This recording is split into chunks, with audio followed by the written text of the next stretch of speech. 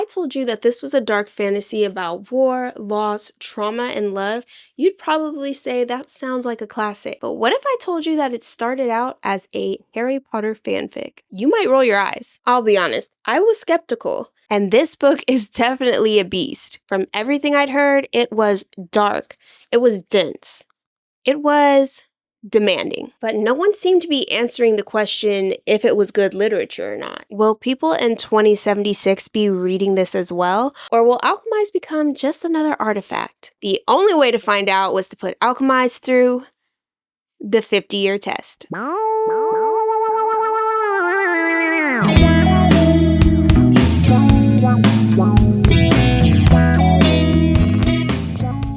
Now, the internet became obsessed with this book. Alchemize seemed to quickly become a TikTok sensation. And because of that, many people had a hard time distinguishing the original work Manacled from this new standalone Alchemized. Yes, this story was born from fanfiction, but from everything I'd read, this book is supposed to be able to stand all on its own. Now, I was a bit skeptical of this because how do you take an already loved fan favorite and transport the same story to a completely different world? To be honest, I had no idea. And so as tempted as I was to go through and read all the Harry Potters and Manacled before I touched this book, I decided to be daring. I decided to give it a chance all on its own, because that's the only way to see if Alchemize can truly pass the 50-year test. It has to be able to stand on its own as a completely independent work. So today, I'm not reviewing this book as a fanfic.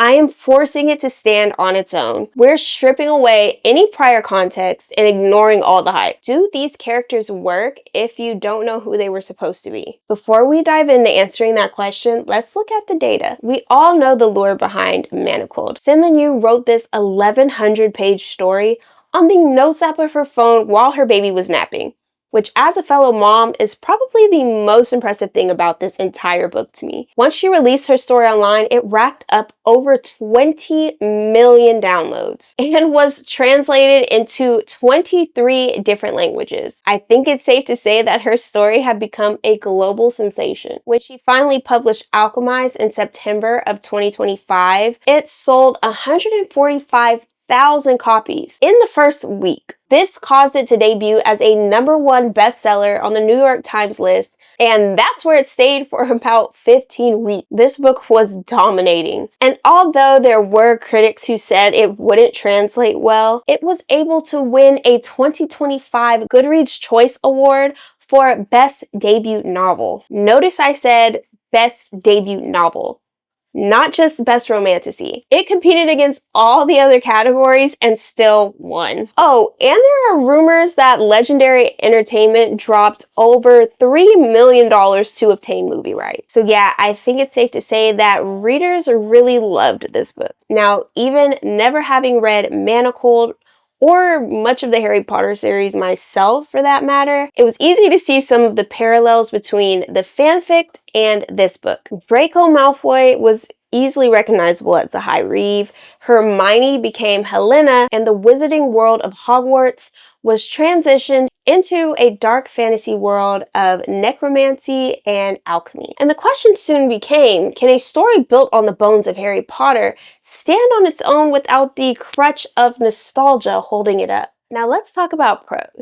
I'll say for the majority of this book, the writing sort of fades into the background, which definitely isn't a bad thing. If anything, it probably stands to say that it was solid writing. I did notice that Cinlin Yu has an excellent vocabulary. There were so many words in this book that I came across for the first time and had to look up. So that definitely gives it a bonus point. Now, the only real drawback is I felt like there was a lot of info dumping that I wish would have been woven into the story a little bit more seamlessly. I found myself feeling confused and having to reread certain parts of the book because of the sheer amount of information that sometimes felt like it was being dropped out of nowhere. So I ended up giving it a solid 5. I feel like there were great things about it and not so great things, and it kind of just leveled out at around a 5. Actually, I forgot to add the bonus point for great vocabulary. I'll give it a final score of a 6. Now let's talk about the depth. Now, the world, while confusing, was very deep and rich. There were a lot of layers to the alchemy they used, a lot of layers to the institution, the eternal flame, and a lot to unpack on both sides of the war. It definitely wasn't as simple as good versus evil. As far as the characters went, I felt like Farron was a very deep and layered character, and I very much enjoyed his arc. With that being said, I found myself wanting so much more from our FMC Helena. I found myself feeling a bit disconnected from her because I didn't always understand her motivations or reasoning behind why she was acting a certain way. I definitely wish I could have gotten more background and insight into what makes her tick throughout the book, especially since throughout these stories she is making so many sacrifices for her friends and you don't always understand why. But with all that being said, it definitely still earned a 7 in my book. I think that there is a lot you could unpack, and I think Sinlin, you did an amazing job of creating a layered world, even if it wasn't always easy to understand. Now, as far as central themes go in this book, a lot of them were very universal. This book definitely covered war, sacrifice, oppression, sexism, and of course, love. The author did an amazing job with these themes. I felt like they felt very realistic, and at no point did anything ever seem cheesy. These sacrifices that our main characters are forced to make are definitely one of the reasons I think this book is so well loved, because it just pulls at your heartstrings. I think the themes are the strongest aspect of this book, and I gave it a 10.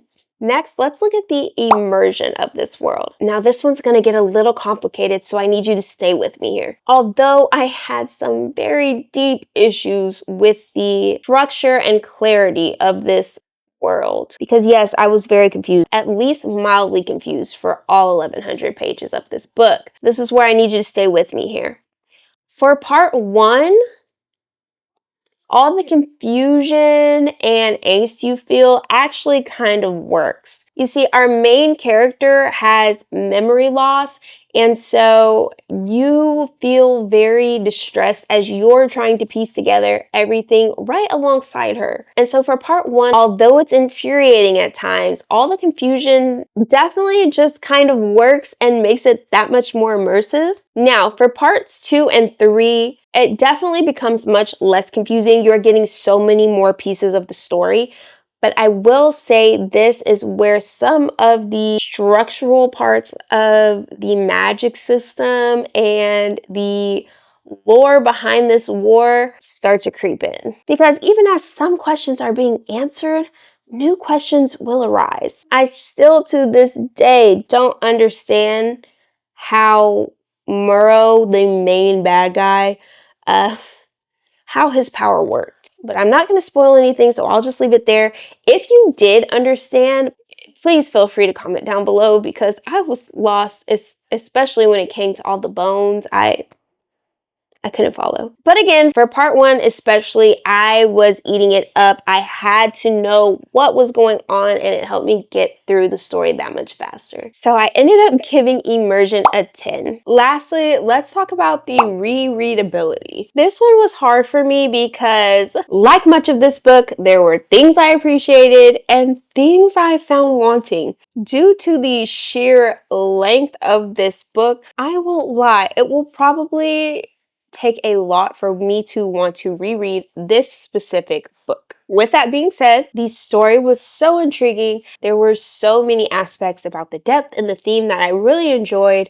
I'm very tempted to pick up the original work, Manacled. I think that reading the original text would help me fill in some of the gaps, especially surrounding Helena as a character. And I just think it would be fun to see how similar the two are. Now, if I was to go read Manacled, I do know that I would probably have to learn a little bit more about the Harry Potter world, which is already on my list. So we'll see if I get to all of those. But I did go ahead and give it a 6 when it came to how rereadable this book is. At least that's how I feel for now. Maybe later on I'll be drawn back into this world, but for now I'm content to be done. The final score for this book is a 39. Which does put it as an enduring read. As far as star ratings go, I did give it a 4 in Goodreads and wrote that the world building was a bit confusing. Nevertheless, I enjoyed the two main characters and probably still would read the original work Manacled because I am now an overall fan of the story. So what did y'all think? What did you feel about Alchemized? Did you think